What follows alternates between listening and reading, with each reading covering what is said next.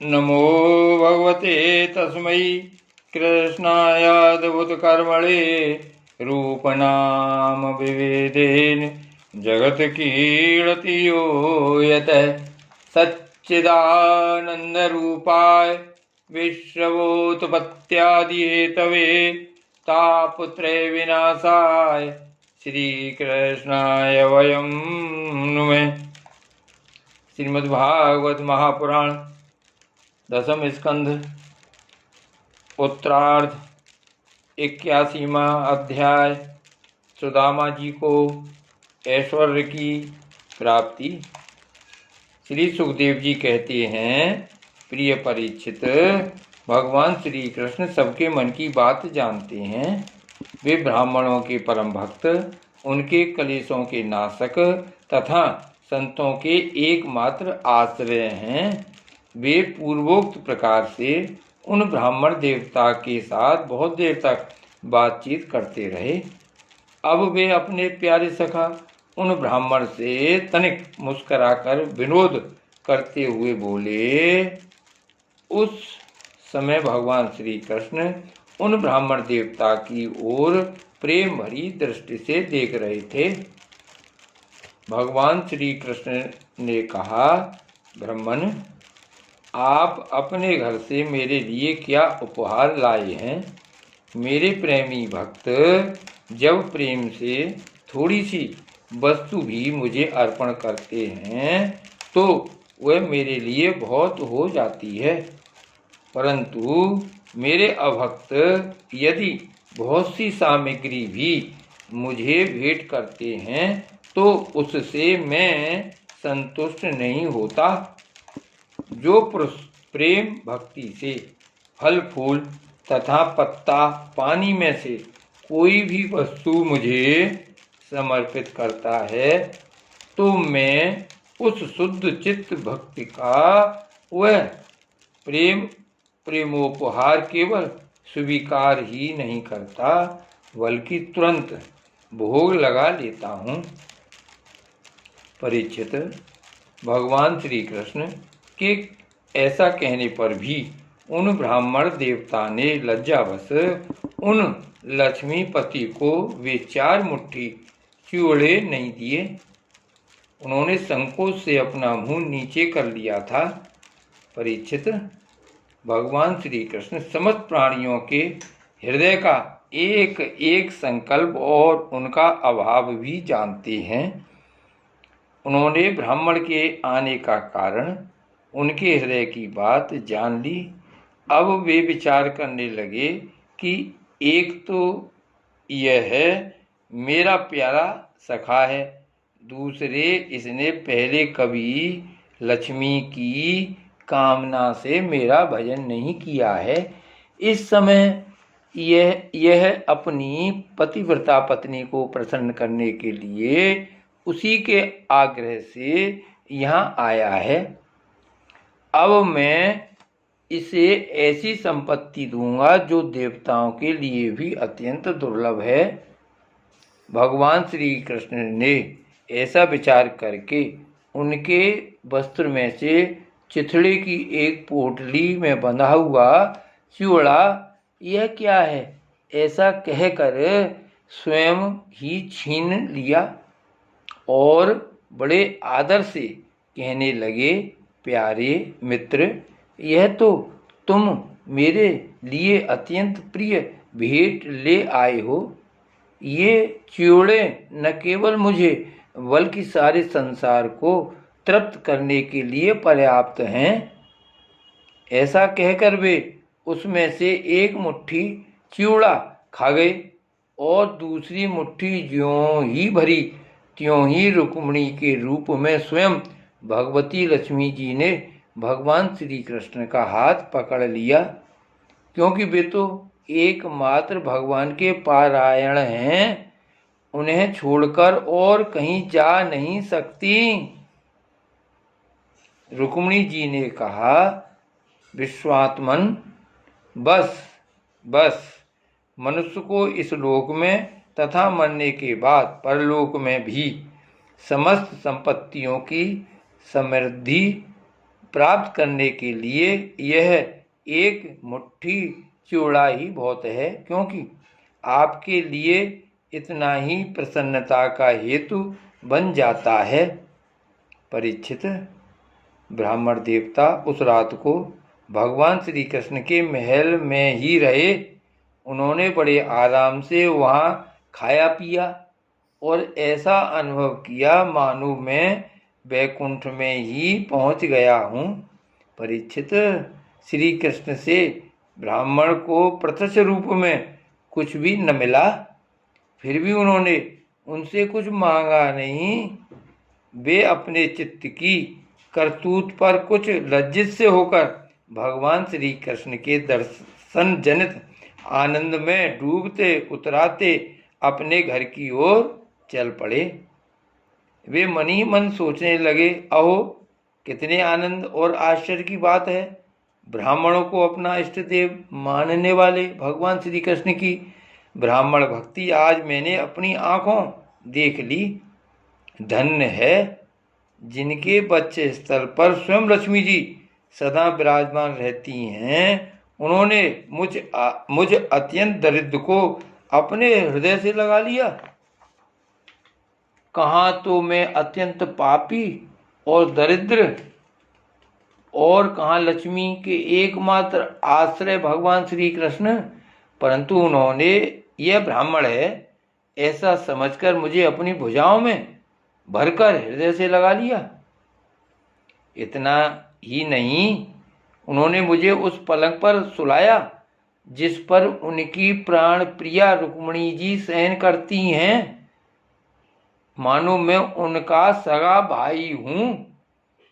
कहाँ तक कहूँ, मैं थका हुआ था, इसलिए स्वयं उनकी पटरानी रुक्मिणी जी ने अपने हाथों चमर ढुलाकर मेरी सेवा की। ओह, देवताओं के आराध्य देव होकर भी ब्राह्मणों को अपना इष्ट देव मानने वाले प्रभु ने पांव दबाकर अपने हाथों खिला पिलाकर मेरी अत्यंत सेवा शुश्रूषा की और देवता के समान मेरी पूजा की। स्वर्ग, मोक्ष, पृथ्वी और रसातल की संपत्ति तथा समस्त योग सिद्धियों की प्राप्ति का मूल उनके चरणों की पूजा ही है। फिर भी परम दयालु श्री कृष्ण ने यह सोचकर मुझे थोड़ा सा भी धन नहीं दिया कि कहीं यह दरिद्र धन पाकर बिल्कुल मतवाला न हो जाए और मुझे न भूल बैठे। इस प्रकार मन ही मन विचार करते करते ब्राह्मण देवता अपने घर के पास पहुंच गए। वे वहाँ क्या देखते हैं कि सबका सब स्थान सूर्य, अग्नि और चंद्रमा के समान तेजस्वी रतन निर्मित महलों से घिरा हुआ है। ठोर ठोर चित्र विचित्र उपवन और उद्यान बने हुए हैं तथा उनमें झुंड के झुंड रंग बिरंगे पक्षी कलरव कर रहे हैं। सरोवरों में कुमुदनी तथा श्वेत, नील और सौगंधिक भांत भांत के कमल खिले हुए हैं। सुंदर सुंदर स्त्री पुरुष बन ठन कर इधर उधर विचर रहे हैं। उस स्थान को देखकर ब्राह्मण देवता सोचने लगे, मैं यह क्या देख रहा हूँ, यह किसका स्थान है। यदि यह वही स्थान है जहाँ मैं रहता था तो यह ऐसा कैसे हो गया। इस प्रकार वे सोच ही रहे थे कि देवताओं के समान सुंदर सुंदर स्त्री पुरुष गाजे बाजे के साथ मंगल गीत गाते हुए उस महाभागवान ब्राह्मण की अगवानी करने के लिए आए। पतिदेव का शुभागमन सुनकर ब्राह्मणी को अपार आनंद हुआ और वह हड़बड़ा कर जल्दी जल्दी घर से निकल आई। वह ऐसी मालूम होती थी मानो मूर्तिमान लक्ष्मी जी ही कमल वन से पधारी हों। पति देव को देखते ही पतिव्रता पत्नी के नेत्रों में प्रेम और उत्कंठा के आवेग से आंसू झलक आए। उसने अपने नेत्र बंद कर लिए। ब्राह्मणी ने बड़े प्रेम भाव से उन्हें नमस्कार किया और मन ही मन आलिंगन भी। प्रिय परीक्षित, ब्राह्मण पत्नी सोने का हार पहनी हुई दासियों के बीच में विमान स्थित देवांगना के समान अत्यंत शोभायमान एवं दैदीप्यमान हो रही थीं। उसे इस रूप में देखकर वे विस्मित हो गए। उन्होंने अपनी पत्नी के साथ बड़े प्रेम से अपने महल में प्रवेश किया। उनका महल क्या था, मानो देवराज इंद्र का निवास स्थान।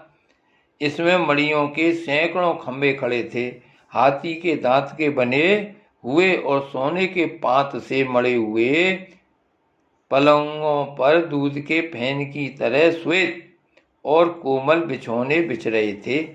बहुत से चमर वहां रखे हुए थे जिनमें सोने की डंडियां लगी हुई थीं। सोने के सिंहासन शोभायमान हो रहे थे जिन पर बड़ी कोमल कोमल गद्दियां लगी हुई थीं। ऐसे चंदोबे भी झिलमिला रहे थे जिनमें मोतियों की लड़ियां लटक रही थीं। स्फटिक मणि की स्वच्छ भीतों पर पन्ने की पच्चीकारी की हुई थी। रतन निर्मित स्त्री मूर्तियों के हाथों में रत्नों के दीपक जगमगा रहे थे। इस प्रकार समस्त संपत्तियों की समृद्धि देखकर और उसका कोई प्रत्यक्ष कारण न पाकर बड़ी गंभीरता से ब्राह्मण देवता विचार करने लगे कि मेरे पास इतनी संपत्ति कहाँ से आ गई। वे मन ही मन कहने लगे, मैं जन्म से ही भाग्यहीन और दरिद्र हूँ, फिर मेरी इस संपत्ति समृद्धि का कारण क्या है। अवश्य ही परमेश्वर सारी यदुवंश शिरोमणि भगवान श्री कृष्ण के कृपा कटाक्ष के अतिरिक्त और कोई कारण नहीं हो सकता। यह सब कुछ उनकी करुणा की ही देन है। स्वयं भगवान श्री कृष्ण पूर्ण काम और लक्ष्मीपति होने के कारण अनंत भोग सामग्रियों से युक्त हैं। इसलिए वे याचक भक्तों को उसके मन का भाव जानकर बहुत कुछ दे देते हैं, परंतु उसे समझते हैं बहुत थोड़ा, इसलिए सामने कुछ कहते नहीं। मेरे यदुवंश शिरोमणि सखा श्याम सुंदर सचमुच उस मेघ से भी बढ़कर उदार हैं जो समुद्र को भर देने की शक्ति रखने पर भी किसान के सामने न बरसकर उसके सो जाने पर रात में बरसता है और बहुत बरसने पर भी थोड़ा ही समझता है। मेरे प्यारे सखा श्री कृष्ण देते हैं बहुत, पर उसे मानते हैं बहुत थोड़ा। और उनका प्रेमी भक्त यदि उनके लिए कुछ भी कर दे तो वे उसको बहुत मान लेते हैं। देखो तो सही, मैंने उन्हें केवल एक मुट्ठी चिवड़ा भेंट किया था, पर उदार शिरोमणि श्री कृष्ण ने उसे कितने प्रेम से स्वीकार किया। मुझे जन्म जन्म उन्हीं का प्रेम, उन्हीं की हितैषिता, उन्हीं की मित्रता और उन्हीं की सेवा प्राप्त हो। मुझे संपत्ति की आवश्यकता नहीं, सदा सर्वदा उन्हीं गुणों के एकमात्र निवास स्थान महानुभाव भगवान श्री कृष्ण के चरणों में मेरा अनुराग बढ़ता जाए और उन्हीं के प्रेमी भक्तों का सत्संग प्राप्त हो। अजन्मा भगवान श्री कृष्ण संपत्ति आदि के दोष जानते हैं। वे देखते हैं कि बड़े बड़े धनियों का धन और ऐश्वर्य के मद से पतन हो जाता है, इसलिए वे अपने अदूरदर्शी भक्त को उसके मांगते रहने पर भी तरह तरह की संपत्ति, राज और ऐश्वर्य आदि नहीं देते। यह उनकी बड़ी कृपा है। परीक्षित, अपनी बुद्धि से इस प्रकार निश्चय करके वे ब्राह्मण देवता त्याग पूर्वक अनासक्त भाव से अपनी पत्नी के साथ भगवत प्रसाद स्वरूप विषयों को ग्रहण करने लगे और दिनों दिन उनकी प्रेम भक्ति बढ़ने लगी। प्रिय परीक्षित, देवताओं के भी आराध्य देव भक्त भयहारी यज्ञपति सर्वशक्तिमान भगवान स्वयं ब्राह्मणों को अपना प्रभु, अपना इष्ट देव मानते हैं। इसलिए ब्राह्मणों से बढ़कर और कोई भी प्राणी जगत में नहीं है। इस प्रकार भगवान श्री कृष्ण के प्यारे सखा उस ब्राह्मण ने देखा कि यद्यपि भगवान अजित हैं, किसी के अधीन नहीं हैं, फिर भी वे अपने सेवकों के अधीन हो जाते हैं, उनसे पराजित हो जाते हैं। अब वे उन्हीं के ध्यान में तन्मय हो गए। ध्यान के आवेग से उनकी अविद्या की गांठ कट गई और उन्होंने थोड़े ही समय में भगवान का धाम, जो कि संतों का एकमात्र आश्रय है, प्राप्त किया। परीक्षित, ब्राह्मण को अपना इष्ट देव मानने वाले भगवान श्री कृष्ण की इस ब्राह्मण भक्ति को जो सुनता है, उसे भगवान के चरणों में प्रेम भाव प्राप्त हो जाता है और वह कर्म बंधन से मुक्त हो जाता है। श्री द्वारका नाथ की जय। श्री गोवर्धन नाथ की जय।